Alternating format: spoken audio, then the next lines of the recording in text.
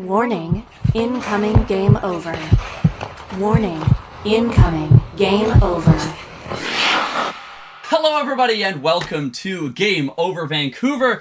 Second show for me, second successful Canucks victory as they take down the Chicago Blackhawks, a score of 6-3 after an incredibly eventful first period. 4-2 after the end of the first, and the Canucks didn't let off. Lots to get into, but let's start with BC's own, PJHL's own Danton Heinen. First goal as a Canuck and had a great game overall as well. Really love to see that from someone that grew up in BC, played junior hockey in BC, being able to make it to the Canucks and be such an impactful player. 21 seconds in, getting the first goal. Go Danton Heinen. Yeah, that was really impressive. And then the second goal as well. When Chicago was tried to challenge it, I was really nervous because I did not want that to be taken away from Danton Heinen or the Canucks or the city of Langley, BC, or township of Langley. I don't know which side of the border he was on. Municipal politics are very complicated here, I've learned. Anyway, I wish he got like an empty net Hattie, but Mrazek was in net. Oh, sorry, Mrazek was in net, so it was basically an empty net anyway. But yeah, Danton Heinen, PJHL legend, another team legend, and yeah, great job for him. No, absolutely, and you mentioned on that challenge, that brings it back to another player lower down in the lineup that has just been unbelievable in his Canucks tenure thus far. Kiefer Sherwood, I think exactly the kind of person that is going to help us succeed in the playoffs. When you think of a playoff player, that is Kiefer Sherwood, one of the league leaders in hits per game, and that's with very limited ice time in the bottom six. And I think that when we have that in the playoffs, we're playing against the same opponent repeatedly, much like we saw in the National Series, he's really going to start to wear players down, because tonight, I mean, look at the tenacity in the offensive zone. He will not leave you alone. He won't go away. And just so physical. And I mean, he's just looked great as a Canuck. I actually think of all the offseason additions, he has been the one that, given his role, has probably impressed me the most. Oh yeah, definitely. He had 15 minutes total time on ice tonight, and I think it was, just almost 2 minutes shorthanded, and the rest at even strength. Kiefer Sherwood almost went a hit per minute of ice time, which I think is wild. That's great though, honestly. He's really impressed me, and I'm thinking about the Nashville series and how we signed him after that, because he impressed the Vancouver front office, obviously, playing against the Canucks. And I think I've said this before, but with some of the off-season signings, it was kind of just like, oh yeah, they made us mad during the playoffs, so we're gonna sign them. Like, it was Sherwood and it was Desharnais, and I would say Sherwood more likely because he was a force during that Nashville series. So the fact that he's now doing it on our side, I think that's pretty good. No, much better. I mean, it really does come down to it. If you can't beat them, join them. So let's just bring them here, please. Let them be on our team. While we continue to talk about individual performances, I'm going to go to a comment here from Sammy Baines saying, wasn't able to watch the game, but how did Petey look? I thought this was one of the best games we've seen from Petey so far. I think it's one of those things where at this point, he is being held off the scoreboard by a force of God, keeping him off the scoreboard. He looked amazing tonight. Think back to that penalty he drew in the third by just making some really, really nice stick handling around the defender, forcing a tripping penalty. Probably would have scored there had that penalty not been taken. But overall, I thought Pettersson looked a lot better. Still not necessarily the every single shift super dominant player that we were used to seeing at stretches last year, but I think that tonight looked a lot more like vintage Petey than we've been seeing. And I think that if he can continue to play like he did tonight, kind of every game, or at least for several games going forward, he'll 100% find the meaningful contributions on the score sheet, because I thought he looked great. Yeah, progress isn't linear. I think that he had a really good game that, I like, yeah, you said forces that be out of his control. Like, that's pretty much the only thing holding him back right now, in my opinion, is just kind of the hockey gods, just the Canucks media. The Canucks, it's all Thomas Drance's fault. That's a joke. But I think the hockey gods are too focused on Winnipeg right now to give the Canucks any grace. So Elias Pettersson, he has a dynamic line with Garland and Hoglander. I think that line is amazing. It should be generating more chances, and they did have some really good chances tonight. It's just that the puck's not going into the net, so people think it's bad. No, absolutely. Well, I mean, that line did, of course, get the fourth goal. Connor Garland tapping home the pass reception from Pettersson. So he did have a primary assist. When I say kept off the scoreboard, I, of course, mean he still hasn't gotten the goal himself that he's looking for to be able to snap that streak. But overall, I did think he looked a lot better. This is what we wanted to see from him. And looking towards the other stars as well, I thought while it might have been a little bit more of a quiet night for someone like Quinn Hughes than we're used to seeing, he still looked vintage out there. JT Miller also putting to rest any doubts, of course, was a game time decision. We only found out he was in warm-ups, and really putting to rest any quandaries about what the quality of his game would be like if he's playing through an injury, which obviously we've heard rumors here or there, nothing confirmed by the Canucks team, but if he is playing through something, he's playing through it marvelously, as he didn't seem to slow down at all tonight. Miller looked great. Miller, I feel like, is the definition of a hockey player. Well, because he is a hockey player, but also because Smart. he yeah, well, he pushes through basically everything, just from what I've seen, and he just has that energy about him that just does not care like about the noise surrounding everything, except for like when the goalie doesn't go to the bench, but that was 2 years ago. It doesn't matter anymore. I think yeah, with Miller, I totally believe that he just forgot his mouth guard for a shift. Like, completely believe that. Let's ignore the fact that he was like holding his shoulder weird or whatever. But I think it's fine. Like, he needs his mouth guard. Like, if you don't have your chew toy, like, then you're done. Right? I mean, I don't know if he has the Kachuk method, but Hey, a lot of players do now. Kachuk really popularizing being unsafe with your mouth guard, which is nice.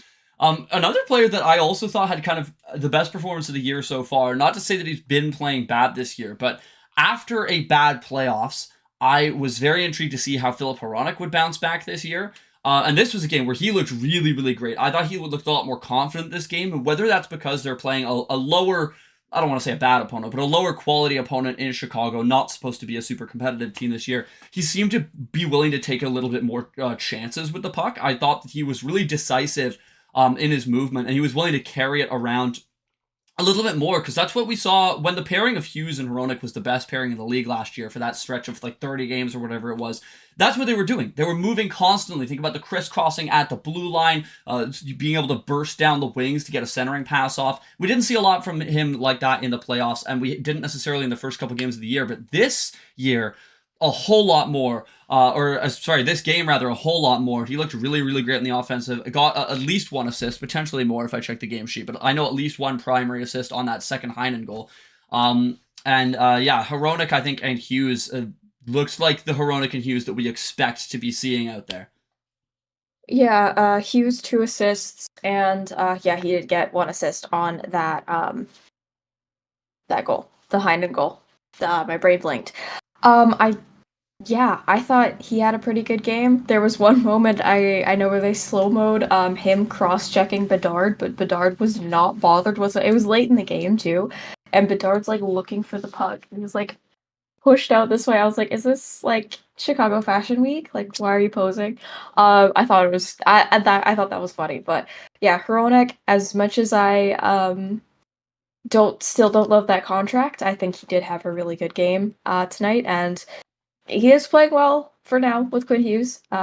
See if anything changes, but yeah, he had a really good game. And yeah, you make a good point about his contract. I think he does have to play to a certain level to avoid the scrutiny. And I think, if anything, Hronek should be very thankful that Pettersson's contract kicks in at the same time, because everyone's forgotten about him. I mean, I don't know about you, but I've not heard almost anything about Hronek in the Canucks media. So I think that Pettersson's contract does definitely take away from the fact that he also just inked a really big ticket with the Canucks. And he has to live up to that, even if he does have to be stapled to Quinn Hughes, which it seems like that is how they're going to utilize him. If he's going to be that permanent partner for Hughes, he has to be an offensive threat, because he's solid defensively, but that's not what he's super known for. He has to be able to contribute offensively a little bit more to make that worth it. And honestly, something that I want to see a little bit more from Hronek is providing that slap shot option. I think that's something that the 2011 Canucks utilized a lot with Ehrhoff. And I think that that's something this team would love to have, is that boom cannon from the point.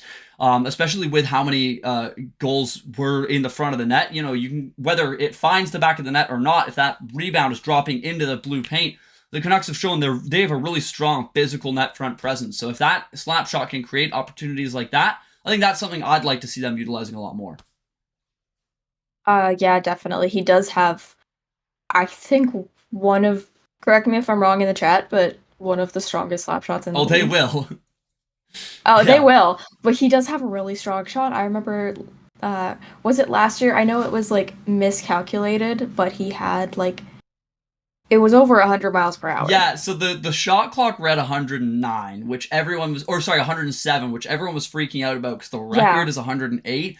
It was actually 99 miles an hour, give or take, which is still just insane to be able to get that on a shot from the blue line, but not quite world record setting. Not quite world record setting, but still really good. Yeah. So I think having that presence, and it was funny that you brought up the 2011 team, because I'm like, oh yeah, so it's like the Rangers fans whenever something happens compared to 1994, and they're all like, oh, 1994. Well, I mean, Canucks 2011, they need that slap shot from the blue line, and the Bruins are down 4-0 right now, so if we get to see them in the final again, maybe it'll work out in our favor this time. Yeah, here's hoping for sure. HSM Pangirl Gaming saying that 2-man advantage was brutal. Yeah, that's fair enough. I kind of agree. Succinct, precise, accurate. It was. Char still has the record. No, actually. AHL legend Martin Ferk, playing for Calgary, has the slapshot record. Chara might have the in-game record. I'm not sure about that, because Ferks was at a hardest shot competition, but I can tell you that, because that's basically his whole career right there. Other than that, let's talk a little bit about the depth for Vancouver. We've gone into some of the individuals in Heinen and Sherwood, but I thought the depth overall looked pretty good. I know the Canucks still very much trying to figure out what that third pairing especially is going to look like. I'm pretty biased. I've always really liked Derek Brandstrom. I keep up with the Senators a fair amount, and I thought he looked pretty good there. I thought he was pretty heavily weighed down by Travis Hamonic. Tonight, didn't impress me too much. He did have, again, like every night, looked a lot better offensively than he did defensively. I think that puck movement brings so much to the third pair. What I think would be great for the Canucks is if they had someone that was really solid defensively. And I think that's what they're trying to mold Desharnais into. Especially Brandstrom can play on both pairings. So if Desharnais or Forbort either one of them can chisel out a really solid defensive game, bring nothing offensively, that's fine. You put Brandstrom on that line, and I think it's going to be a great combo. But I do think, unfortunately, he still does just have a lot of defensive drawbacks, given that he's not a super physical guy. He is one of the smallest defenders in the league. And while that puck moving brings a lot to the line, I'm still not sold on the pairing as a whole. So I'm not sure whether the Canucks need to address the individuals and move around the personnel on that line, or whether it'll come with time and with chemistry building. But what was your thoughts on the third pairing? Third pair, I don't really. Honestly, if you didn't notice the third pair, they did great. If you don't notice your third pair, that's ideal. That's great. Exactly. So like, if they're not really noticeable, then I guess that's pretty good. I know Brandstrom did take that penalty. But other than that, I mean, it could be much worse. So yeah. I have no complaints here. I don't know. I mean, I understand we're gonna have to get really solid defensively if we want to make a run in the postseason like last year. At the same time, it's game 6? Yep. We can calm down. we can figure it out. Yeah, I do think that the Canucks have an interesting dilemma of having a lot of defensive depth, which is something very few teams can say, but just not a lot of like star defensive power. I do think that this team will look to add a legitimate top 4 defenseman before the deadline, and I do think that's going to be really necessary, because I really love our defensive depth. I mean, if you look at, outside of the top 4 of, Hughes, Hronek, Soucy, and Myers, if you drop that down, you've got, for your third pairing, Desharnais, Forbort, Brandstrom, and Friedman, all of whom have significant NHL experience, and Juleson, all of whom have NHL experience, can slot in on that third pairing without, you know that they're going to at least do a decent job. So I think that this team has a lot of depth, but I would like to see them make a big splash in the defensive market. Yeah, Makar. Bring him home. Well, home, like one province home adjacent. Yeah, I was gonna say, I was like, bring him to his neighbor's house. Yes. AJHL to the Canucks. It's like he probably hated the Canucks growing up, but hey, bring him home. AJHL to he could be one of the teams that left. Anyway. Yo, he could actually. He could. Junior hockey jokes. What team did he play on? Yeah. I couldn't tell you. Well, there you go. Kaja's on it. Doubt we're gonna kill Makar, but if we are gonna discuss legitimate options for the defensive market, I have to say, looking at the contracts around the league, he played for Brooks. There we go. He's coming home. He's a PCHL player. He played for what is right now probably the best junior A, at that tier in Canada, the Brooks Bandits. Great team. It was a lot of junior hockey discussion today, guys.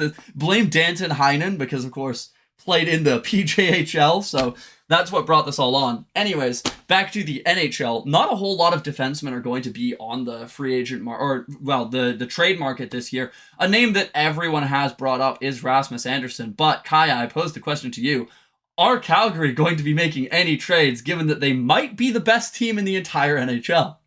Well, I mean, there's not in the entire NHL. Winnipeg still has that title. Let's be honest here. That's true. Winnipeg still leads overall, I think, now, because they have the 6 wins. Yeah, you're right. Yeah.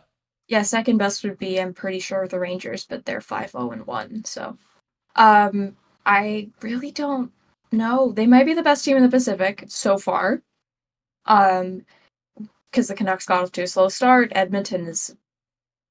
They're doing what they did to start the year last year. They'll be fine. They just need McDavid's Pee-wee coach. And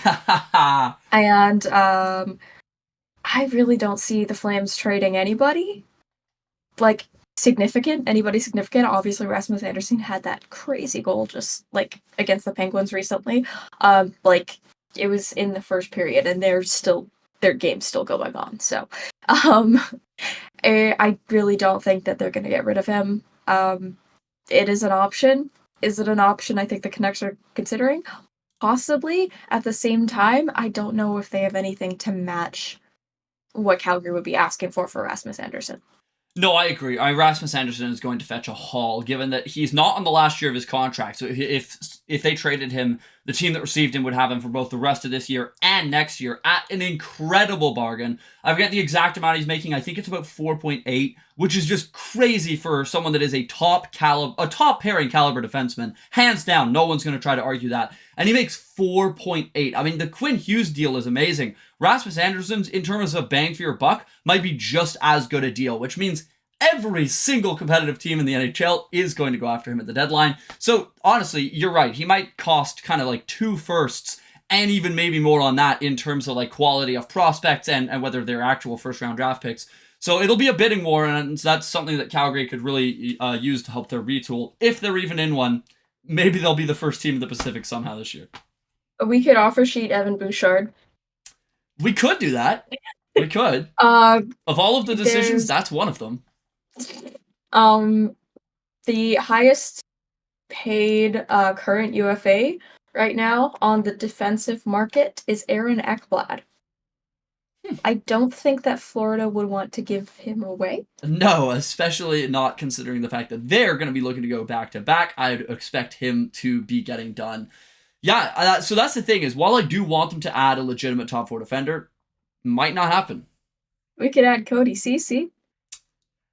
I guess by definition, he is a top 4 defender because he plays for San Jose.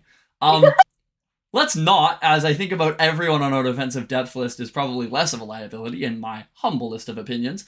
I would probably take Juleson given his cap hit over CC. Luke Hughes is an RFA after the season. Yeah, RFA. It would be interesting to offer sheet someone like Luke Hughes, bring him to Quinn. But the Hughes group chat would be hilarious. It would be. I mean, if he's going to go anywhere, it would be here, right? So, Yeah, it'll be interesting to see what Luke Hughes comes out to, because of course he's had flashes of being a superstar, but pressure's really on given that he's related to Quinn Hughes and Jack Hughes.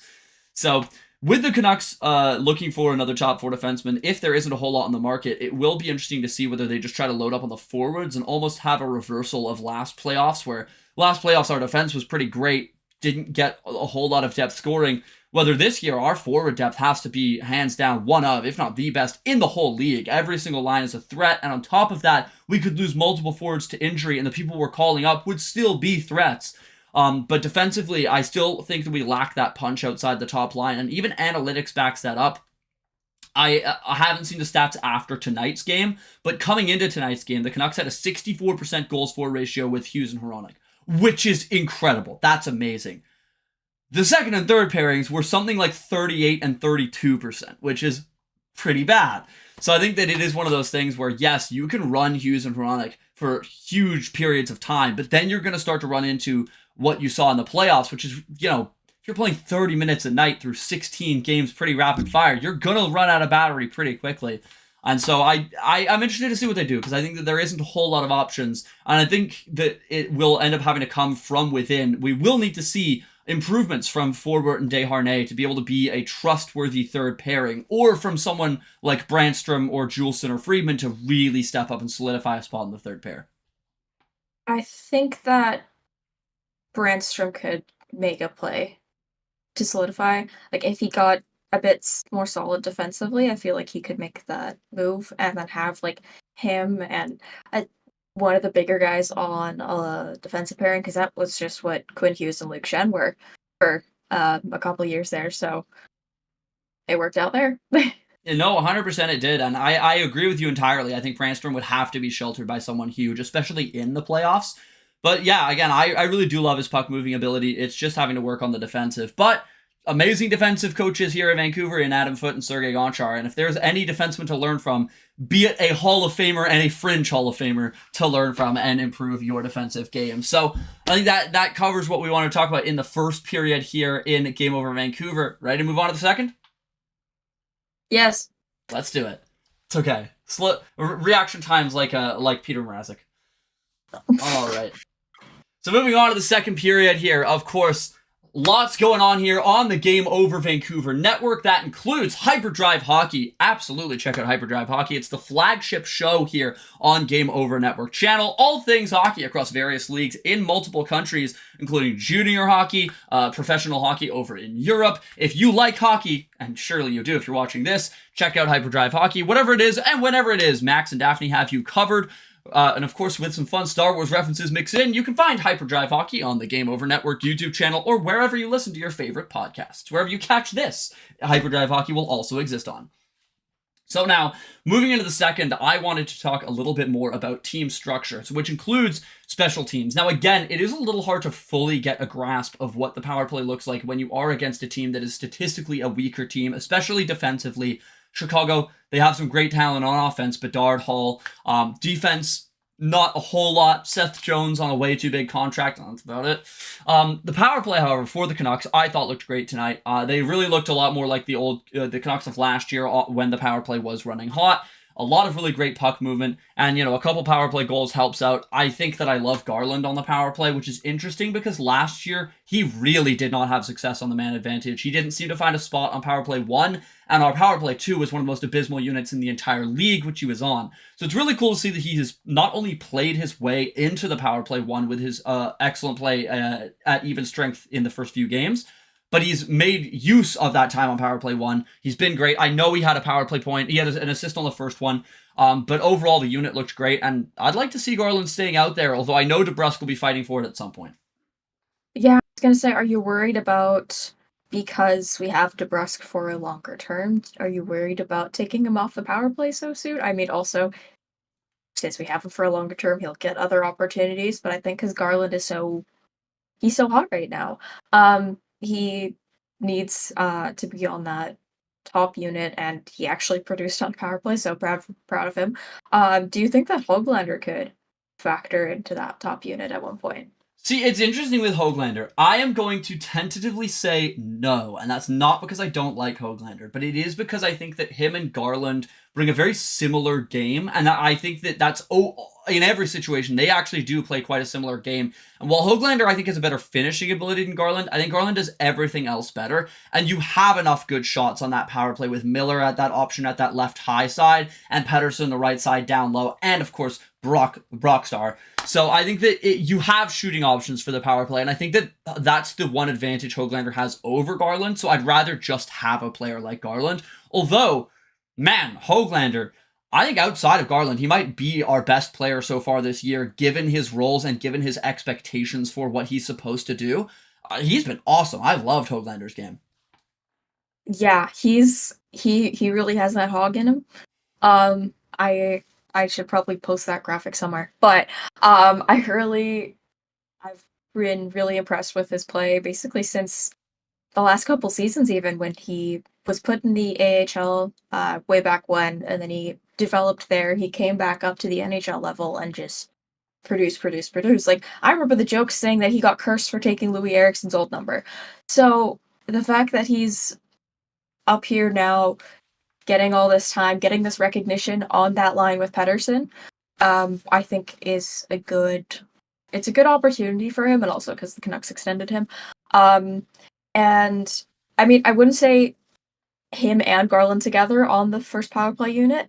I'm just saying, like, potentially down the road, if, Garland, because he's not as, like, I don't want to say not as consistent, but, like, he's been a bit hot and cold in the past.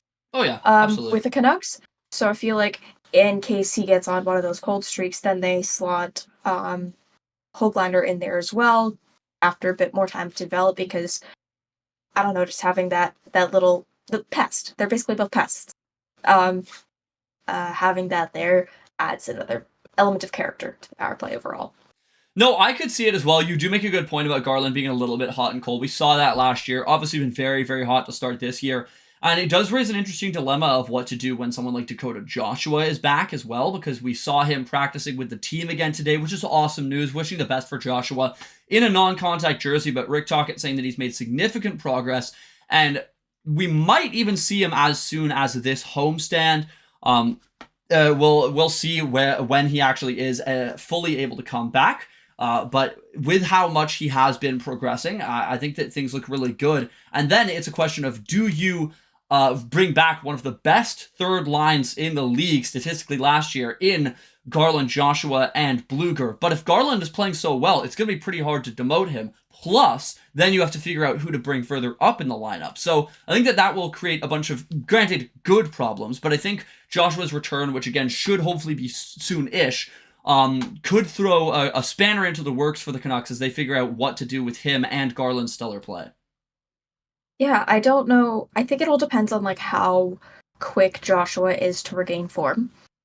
Because obviously he missed a lot of training over the summer. He missed training camp. He's missed the first, like, beginning chunk of the season.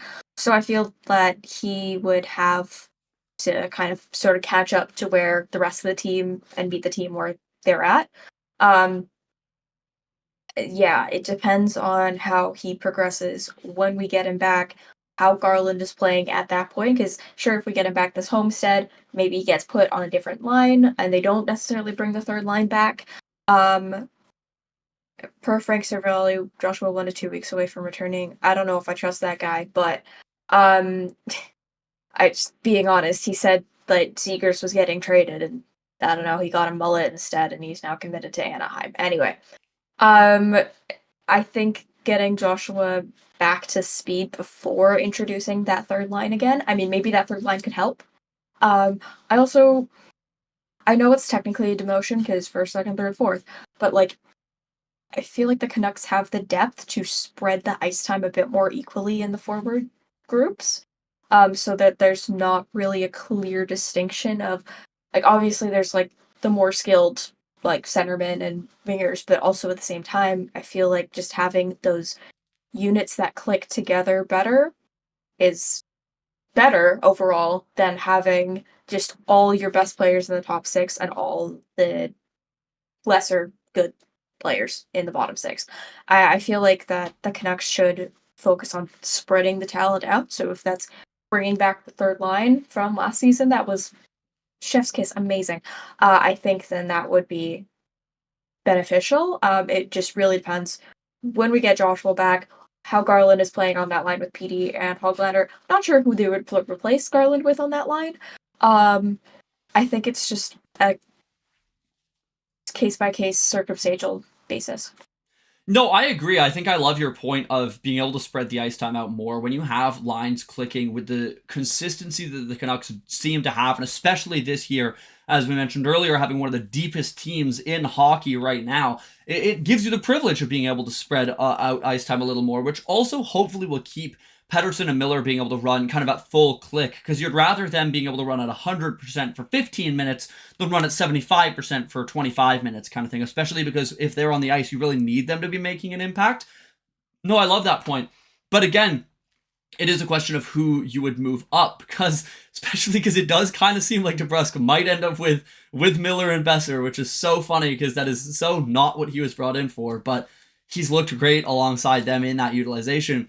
It does bring it back to who will Pettersson play with, which is so funny because that's the narrative they tried to solve with the DeBrusk hiring. But if Connor Garland can keep up what he's doing, I love having him stay there. But again, a hot and cold player who historically I don't think has eclipsed 60 points. Do you want that guy on your top line, a long 100-point player? And Pettersson, you do want him to be able to elevate his line mates, and I think that he does to an extent, and he will more as the year goes on. But if you do have Garland, Bluger, and Joshua as your third line, then it is just like who plays with Pettersson. If DeBrusk's on the Miller line, you're giving him what, Hoglander and Sprong? Hoglander and Heinen, I guess. It's not ideal, is it? And it's funny because that is what they try to do. Am I forgetting someone major? We started the show hyping up Dan Heinen, okay? He's great. He is great. That's true. I do like Heinen. And I do think that he does bring an element that I think would work well with Pettersson. I don't know. In my head, obviously, if you got 100-point center, you want 200-point wingers, but that's not exactly feasible in the sport of hockey. So, to an extent, I do think Pettersson has to be the guy that will be able to elevate players and have them have career years. Because sure, you can laugh at Hoglander and Heinen as on paper, but if Pettersson can elevate those two to have their best years yet, I mean, Hoglander's coming off a 24-goal year where he did not see the power play. That's 24 even-strength goals, which is really, really good in the National Hockey League. For those of you that don't follow stats super well, you might think, someone like Matthews, 60 goals, there are 40 goal scorers in this league. No, 24 even-strength goals is amazing. So if Hoglander could even improve on that on the top line, then yeah, you could have three of the absolute best lines in hockey. And that's just something that other teams wouldn't be able to match up with in the playoffs. And especially, let's say a matchup against Edmonton happens again, it's certainly far from impossible, and they were the team that took us out last year. If you have the Miller line shutting down that McDavid line again, and you match the Pettersson line against the Draisaitl line, or our third line against that, then you have one of our super successful lines basically running amok against a weak depth. And I think that goes for whoever the Canucks face, because I think they're going to have most teams beat for depth. And it goes back to something I mentioned on the first show I hosted, is I think this team is so much more built for the playoffs than they are the regular season. I don't expect them to have a better regular season than last year, especially given that Demko is a few weeks, if not months away from returning. Unknown, just fully unknown. That's fully speculation. I think that they won't have it as good a regular season, but it's October 22nd, and I'm already dreaming of what could be if the Canucks can make the postseason. Yeah, I was just going to make a note about Kiefer Sherwood has also played. He's listed as a left winger on the Canucks roster. He has also played right wing, according to Wikipedia. So, the Predators have finally won a game. No way! Good for them. They get to listen to one U2 song as reward. No concerts, but a win, you get one. You get one, and it unlocks every win you get, and it's like it's on all their phones too, because it auto downloads. Once you get the discography, then you can go to the concert. Exactly. Perfect. It's like, yeah. Barry Trotz, if you need any assistance, we're right here. Yeah. I think Sherwood could.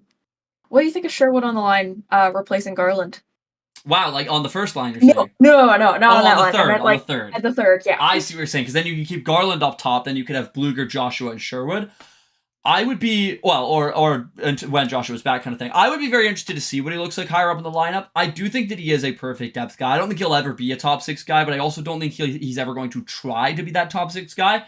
Yeah. With what I saw from him today, I could see it. He has a little bit more to his offensive game than I think I previously thought, especially in the Nashville series. You kind of just see this gritty, winger that is not afraid to stir things up, and you just make opponents mad. And I think that the Canucks really need that. But if he's able to land just a little touch of the offense, I think it'd work great on the third line. But I do think that the Canucks have to be able to ice a third line that can score.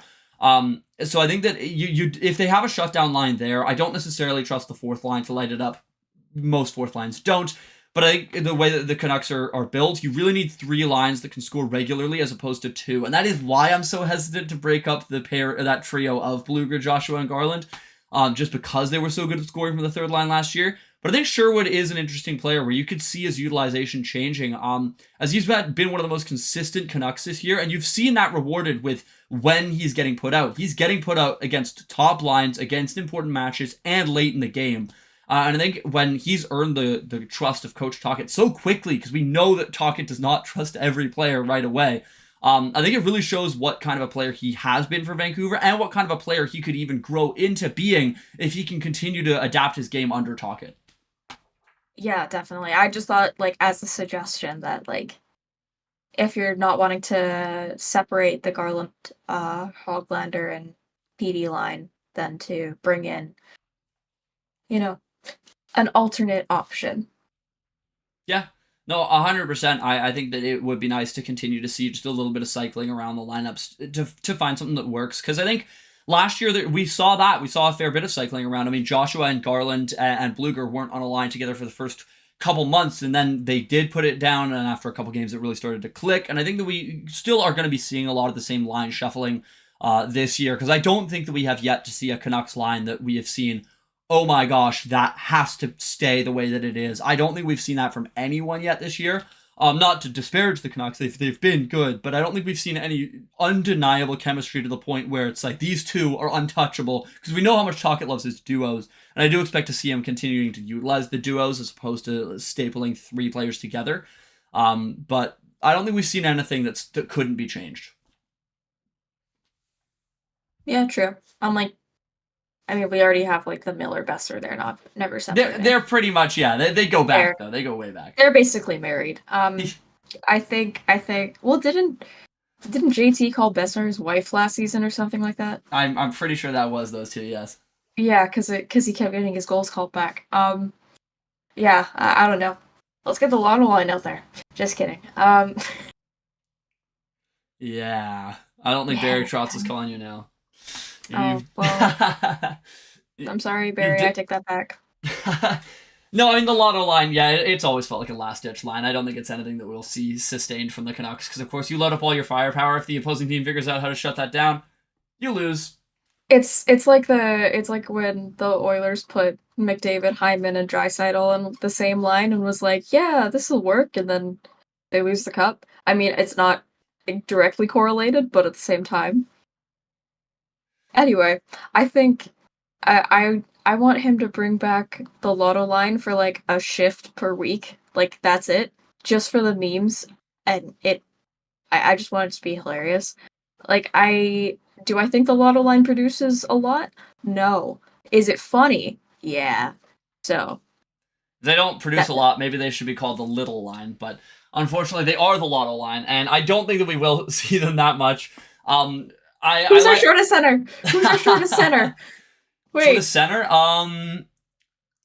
That's a good question. Let's see. It's probably Suter. I was gonna say Suter too. Actually, no, I'm lying. I was probably gonna say Blueger because I don't know how tall he is. Suter apparently is 5'11" and Blueger is 6 foot, according to NHL.com. That would have been close. Yeah, we would have been very close. I know it wasn't Pettersson, Miller, or Ratu. Yeah. I think. I guess the little line, I was just like, Oh, I see what you're saying. Suter, Garland, and Hoglander. That's our new top line. We don't need the lotto line. That's our new top line. Get them out there. Tocchet, I challenge thee. Get the little line out there. Put Quinn Hughes, Eric Brandstrom. 2 offensive-minded defensemen. Oh, can we please? How tall is Pocket? Wait. If we get if it's late in the season and we've clinched and we're against a bad opponent, I demand a little power play. No one's 6 foot on the power play. Show me how it looks. Probably not good, but the memes will be forever golden. I think it would be fantastic. No, 100%. Eric Franstrom, and then I want to find out who our shortest goalie is now. That I couldn't tell you. I'm gonna just totally randomly, no knowledge on this, guess Lankinen, because he doesn't strike me as. He's 6'2". Well, that's big for a player, but for a goalie, I mean, it's not small. Yeah. It's pretty average. I feel like Sea is pretty big. Anyways, 6'4". Yeah, I was gonna say I felt the vibes were like, oh, Sea is too big to be in this conversation. So, April Fool's idea, bring back the '80s Flying V. Kyle, what's your opinion on those jerseys? My dad really likes them. Yeah, I'm in the same boat. I will say, Volville, I like the idea as an April Fool's bit. That is a good idea, but in no other context, please. The only thing that I like less than those, and I think I tweeted 9 times about how much I hate these in the NHL, is chrome domes. The chrome helmets are so stupid. When we wore them, I never felt as vindicated as I did when they first posted the pictures on social media and everyone's, those look amazing. I said right away, when we're on the broadcast, they won't look anything like that because this is a professional camera at close range. And sure enough, on the broadcast, they looked terrible. So as long as we don't bring back those, I'm going to be fine. Sammy Bain's giving us the update that Edmonton lost again to the Carolina Hurricanes. Kaja, are you ready to move on to the third period? Then we'll talk a bit about the Frozen Frenzy, other teams. We can start with Edmonton. Yeah! Awesome, let's do that. Well, it's Oilers hating time. Just kidding. If you are a fan of the Oilers, firstly, why are you here? Secondly, don't forget that every market in Canada has a Game Over channel, and you should go follow them. I was going to say, why are you here? Go watch Game Over Edmonton, or just keep both tabs open. Yeah, absolutely. If you have multiple monitors, that means multiple Game Over streams. And if you don't, well, you can make them all small. You can get small Zach and small Kyle. So actually, speaking of Game Over other shows, that is what I shall bring up now. Do you like multiple teams? Do you want to just hate watch the Leafs like everyone else in Canada? Check out the rest of the Canadian Game Over channels. Every Game Over channel has its own YouTube channel. You can find them all on the Game Over network and website. And yeah, they all do an absolutely fantastic job. You've caught some of them already guesting on this channel, such as Conrad from Calgary. And we'll have plenty of other guests from the other networks on as the season goes on. But if you want to catch up on things, get your own independent analysis about the other Canadian teams, please check out the rest of the wonderful coverage we have here on the Game Over network. And also, I shall take a moment here to hide Kaja from the world as I show you our merch. It is time to bring up our merch. If you want to support Game Over, and yes, you do, please. Game Over has merch. You can scan the QR code in the bottom right-hand corner to take you to the Game Over Vancouver merch. We've got hoodies, we've got t-shirts, we've got mugs, we've got just about everything and anything you could want from merch here. And yeah, please consider supporting the channel. This is all, of course, independent production. We do our best covering all the Canadian teams. And yeah, you can get some fantastic merch designed by us at Game Over Network. And yeah, please consider checking that out and supporting us. And I will bring back Kaja if I can find the button. There we go. Return it once. So, Frozen Frenzy. What'd you think? Okay, I'm just gonna go out and say it. Why is it on a Tuesday? Like, I understand that it's October and weekends are usually taken up by football or whatever. At the same time, could you just not wait till they, don't have, I don't really follow the NFL all that much, so I don't really have, a understood metric for their schedules, but I feel like it's pretty planned out, when they play on certain days. At the same time, I feel like Tuesday still isn't the best day to, generate a new audience, because it's just so random. You're like, oh yeah, we're gonna go, and especially for, Pacific time zone fans like us, it's like, oh yeah, we're gonna start at 3 p.m. And I'm like, I was, when I was in high school, I was still at school at 3 p.m. I would still be in that building. I was not watching. I mean, also they started with Capitals Flyers, which it was kind of entertaining. There was a fight in the first. At the same time, I don't know. You know it's entertaining when that's your first talking point. Yeah, it was, and then they had that one game, and then they didn't have a game for another half hour, and I, completely honest, I was like, okay, I'm gonna turn on this game, and I'm gonna wait for the Rangers to start playing against the Habs, and then I fell asleep. So, That's Habs hockey for you. No, it wasn't, I didn't even get to the Habs game. I still had it, it was an intermission broadcast. And I fell asleep, and I was like, oh, well, okay. I think Mark Messier was on screen, so that kind of made sense. Goal still ends around 3. Why did they do it the same day as the NBA started? Great point. There's a lot of great questions.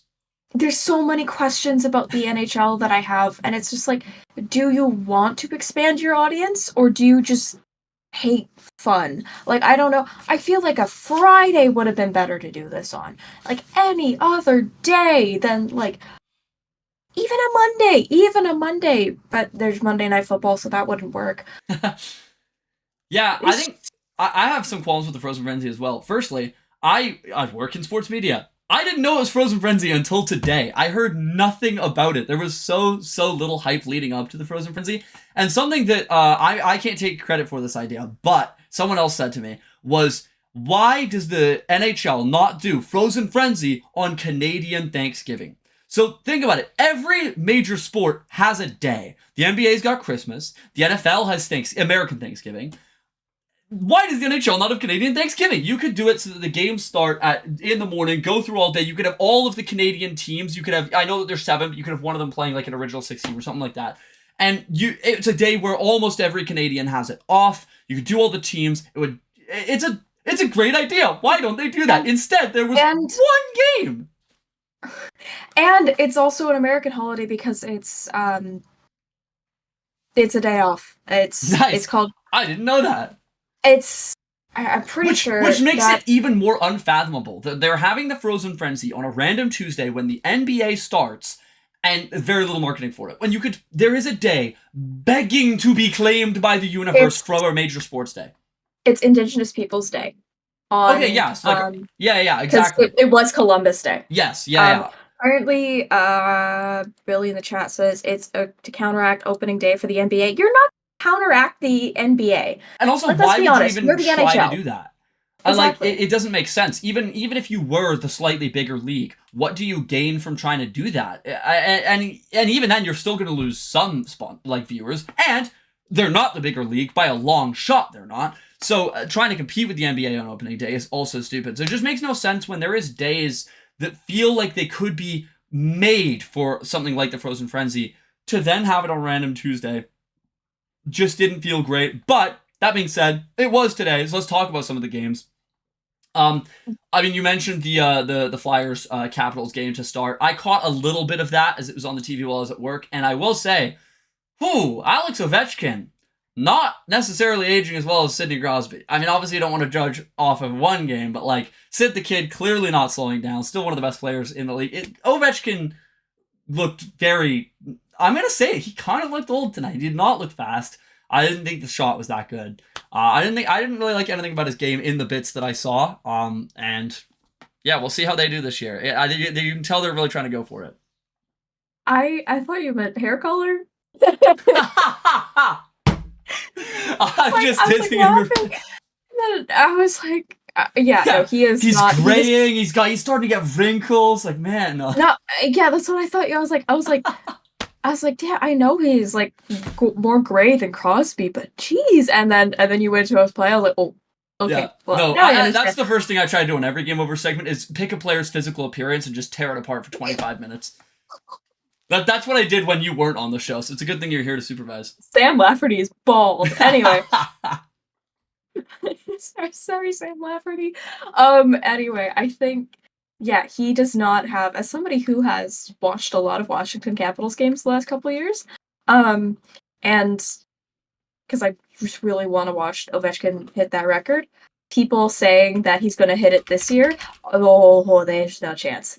You're lucky if he gets 30. He is not the same player that he was, and I know that there's a whole website named after this called Russian Machine Never Breaks, but it's slowing down. The transmission is starting to wear out. You're gonna need a new timing belt. He's a car now. At the same time, like, yeah, I feel like with Crosby, he could still Crosby's still Crosby. Like, they also have very different skill sets. That's like saying I feel like the next generation comparable would be Austin Matthews with his goal scoring, that's Ovechkin, and then Connor McDavid, pure skill level is Sidney Crosby. Yeah. No, I think I'm going to entirely agree with you on that. And so we'll see if and when he bounces back. I do think he won't quit till he gets the goal record. I think when people ask me, will he get the goal record? I just don't think he's going to stop until he does. So barring like a career-ending injury, I do think he'll get it eventually. But you're right. He needs to really pick up the pace. That being said, he did have that in last year where he had something like 5 goals through the first half of the season and then ended up with like 30 anyways because he had a huge end of the year. So maybe he'll do that again. But you're right, leaving a little bit to desired. Having a brief skim through the rest of the games, of course, some really high scoring games, some low scoring ones as well. But you have a look, Lightning Devils 8-5. What a shootout.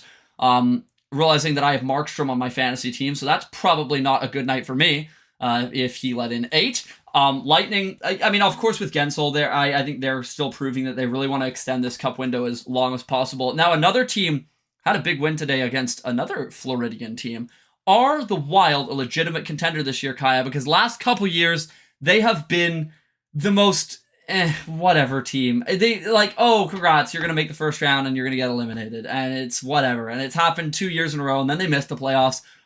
Is this a bounce back year for them? Because they're having a great start. And they beat the Panthers 5-1 today. That's pretty commanding.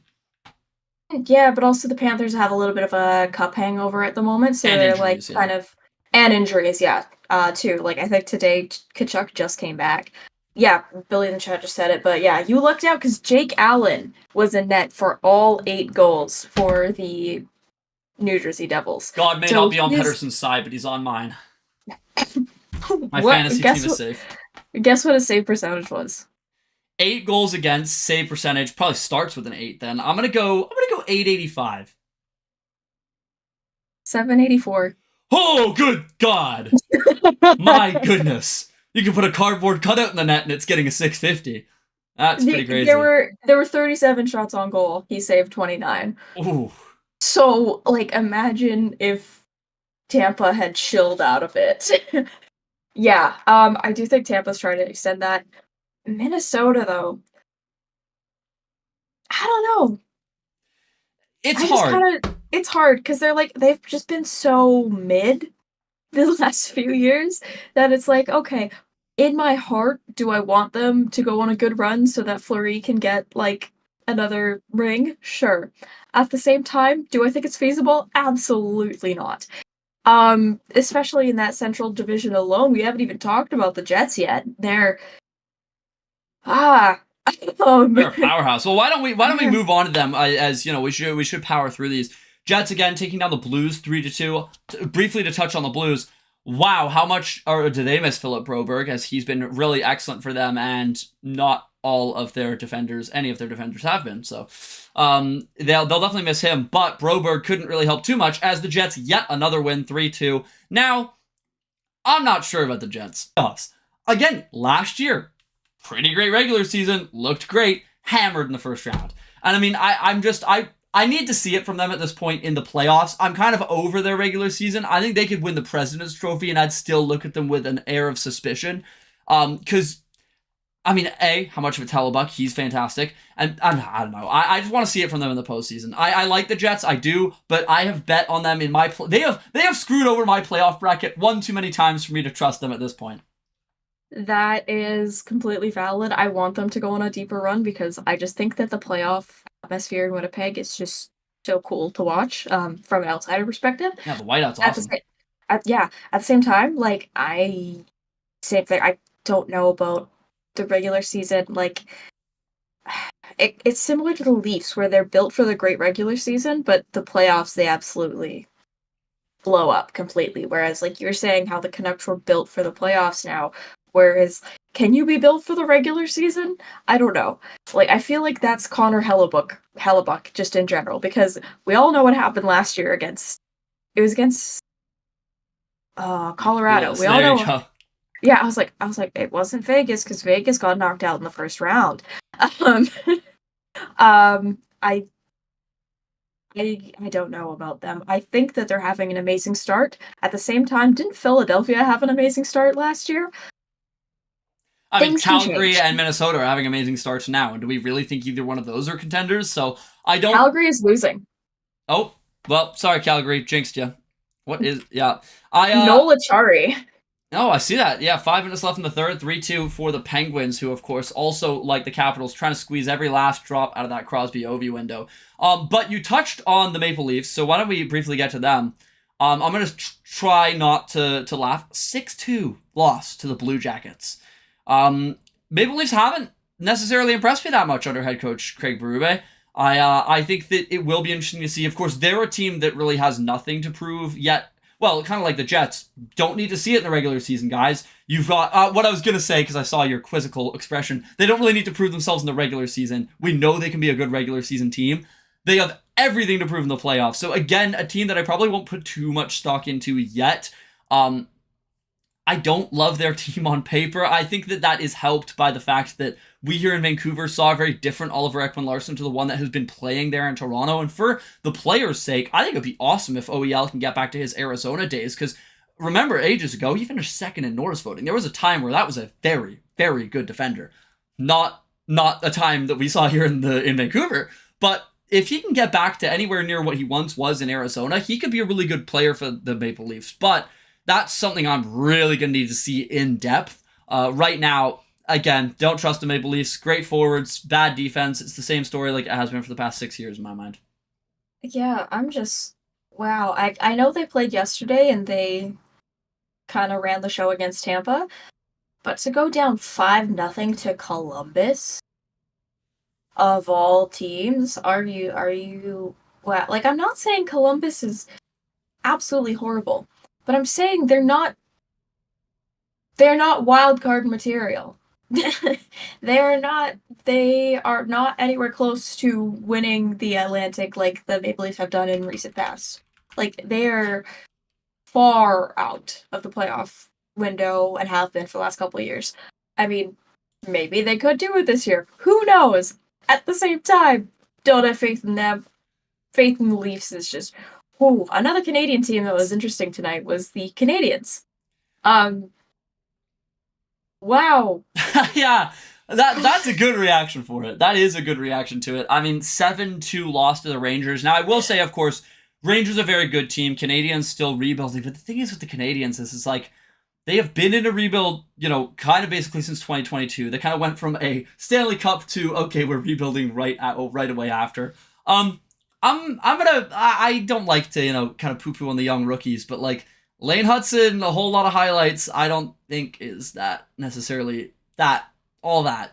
We see him hyped up a lot from Habs media. And like tonight, I forget which goal it was, but a pretty brutal turnover in his own end that led directly to a goal. And obviously a super young defender, has time to grow into and mold his game. But right now there is a lot to be desired defensively from him. And I mean, the Canadians in general, yeah, still rebuilding, but I want to see more from them this year.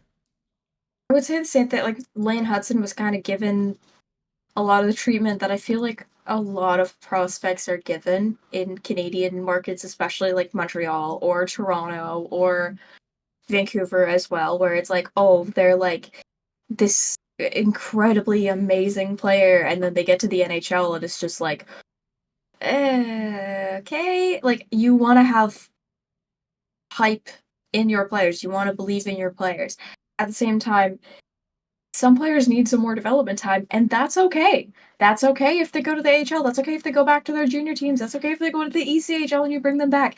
It is okay to develop your young players because that's what you're supposed to be. Yes, the NHL is getting younger, but not everybody is going to be Connor Bedard, okay? Like, chill out. Like, at the same time, yeah, I feel like throwing... How old is he? Like, 20?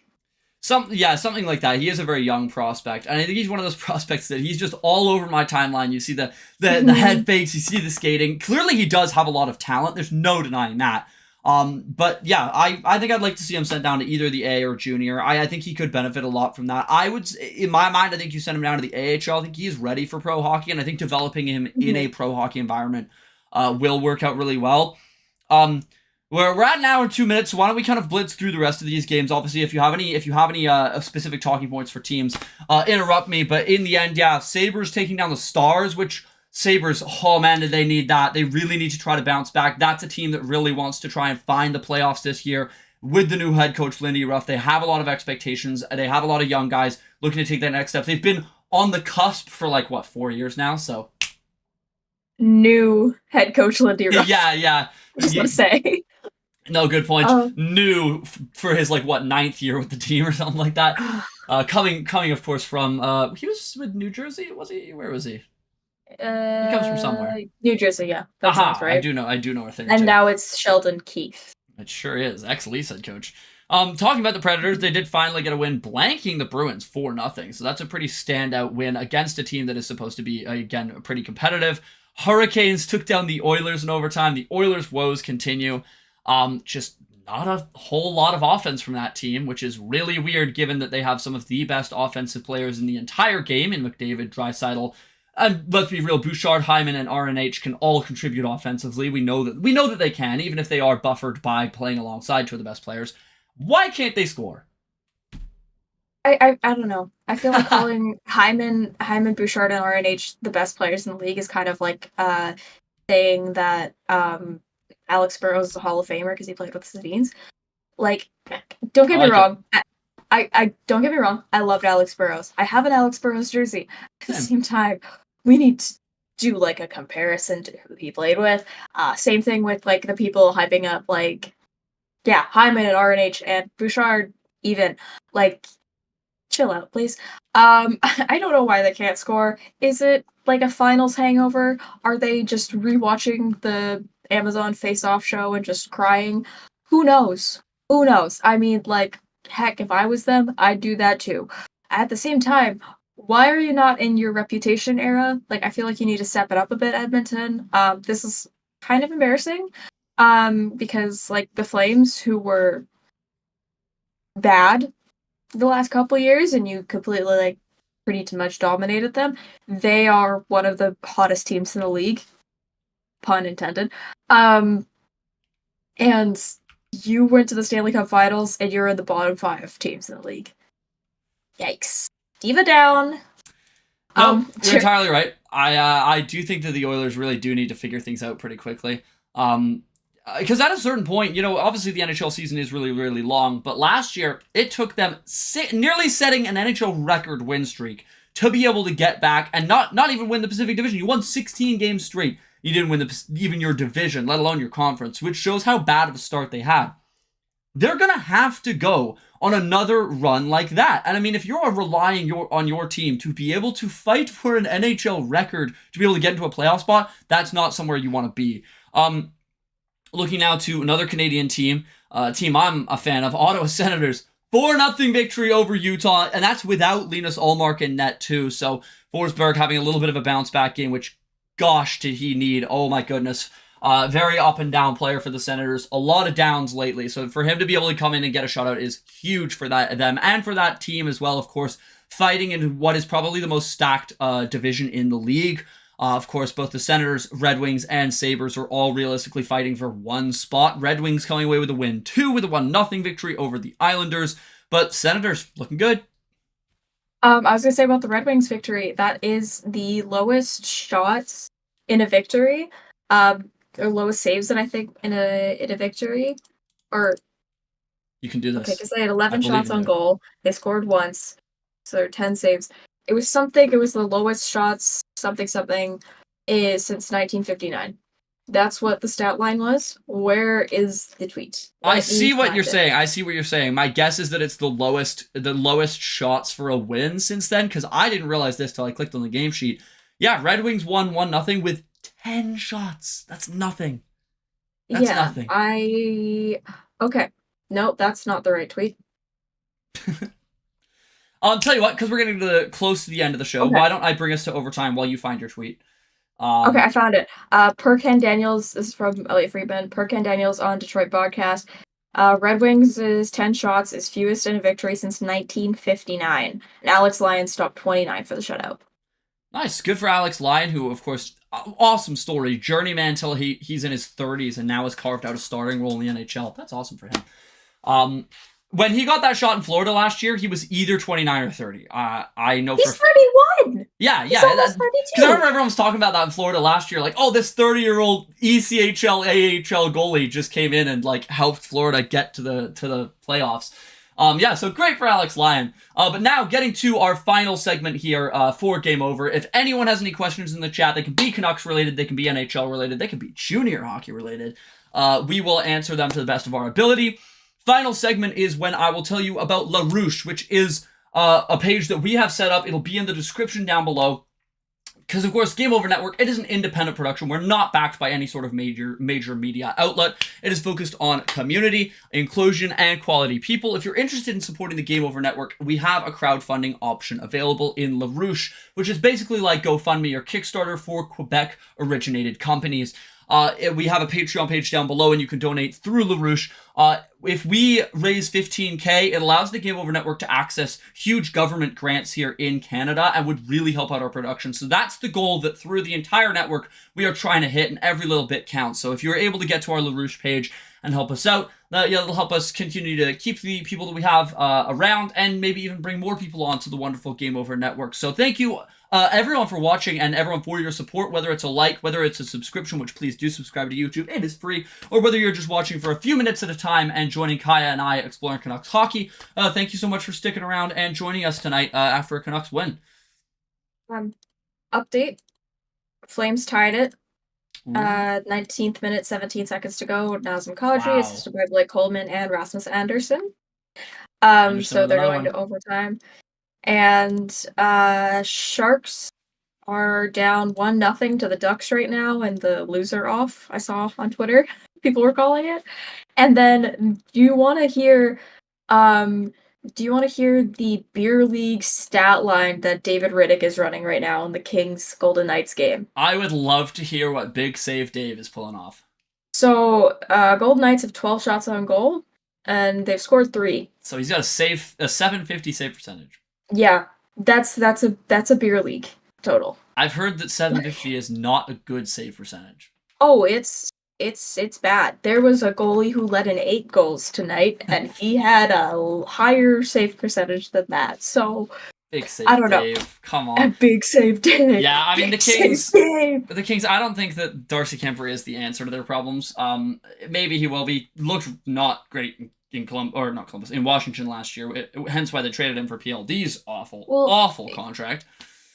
He also barely played in the Cup run in Colorado because he kept getting injured. Yeah. So he gets credited with having the ring, but he wasn't playing for, I feel like, the majority of those games. Well, statistically, one of the worst Cup run goaltenders in the last 25 years. Since the goals save above expected stat has been tracked, I believe he was 4th worst since 2000. And now, to be fair, it wasn't a super egregious number. It was something like something very small. But most goalies in cup runs, because you win the cup, are very positive. He was one of the very few that actually had a negative goal saved above expected. So I don't think he's a bad goalie, but I also don't think for a team that's trying to compete, he's at all capable of fixing the problems they have. I feel like the Kings are just going to stay on that bubble of, are they mid? Are they a wild card team? I don't know. I don't think they should be making the playoffs this year. I don't think they have the business making the playoffs whatsoever. But yeah, Golden Knights, I guess good for them. I mean, they're a team that, again, I think has playoff aspirations. So let's get to questions and then wrap it up if you're good, if you don't have any other points.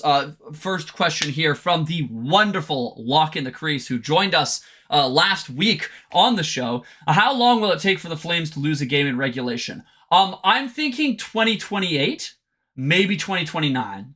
They are clearly absolutely unreal. No, jokes aside, I mean, good for them. I have no idea how they're doing it. But who knows? Maybe never. I really do expect them to start crashing down to earth. I don't think they have the star power to keep this sustained for the course of the season. Maybe they'll fight for a wild card spot, but just, I don't know. Maybe I'm being a hater. I just don't think they have what it takes to be a real competitor this year. And I also don't think that many people would disagree with that take. Yeah, I mean, I can see it. They are facing the Jets coming up soon, who they lost twice to in the preseason. And again, preseason is preseason. But they play the Jets. I believe it would be Hockey Night in Canada on Saturday. Yeah, that's Saturday. And then they play the Canes on Thursday. I feel like it's coming soon for them. They can ride this high, but at the same time, we didn't make the playoffs with Andrei Kuzmenko on our team, so I don't know. Maybe you can't either. You can't either. That's the curse. Nice. There you go. We traded that along with one of our apparently best defensive prospects and first round pick. Yeah, Vrstevich. I mean, we'll see what he turns into. He's another player that I think one of the most boom or bust prospects I've ever seen. I could see him not even making the NHL. I could see him winning. Well, maybe not winning the Norris, but he's put up some highlights in the OHL. So I'm not too worried about the loss of him, even though it didn't really end up mattering with Lindholm. But I think I'm good to end it there. 6-3 Canucks win. Talked for a fair bit about it. Don't see any other questions in the chat, although thank you guys very much for joining us. Kai, do you have any other final Canucks points that we missed touching on? Yeah. Nice. Solid analysis. I think my brain's done for tonight, so. Sounds good. Yeah. Well, that's okay. Your brain is done, and so are we. Again, to the viewers watching at home, thank you guys so much for joining us, whether you stayed for the whole thing or just a little tiny bit. We really appreciate the support. Please subscribe to the Game Over Vancouver channel. Again, it is totally free to subscribe on YouTube, and it really helps us out a lot. So thank you guys so much for watching. Thank you to Kaja for joining me on the show. This way, I always forget which side people are on my OV.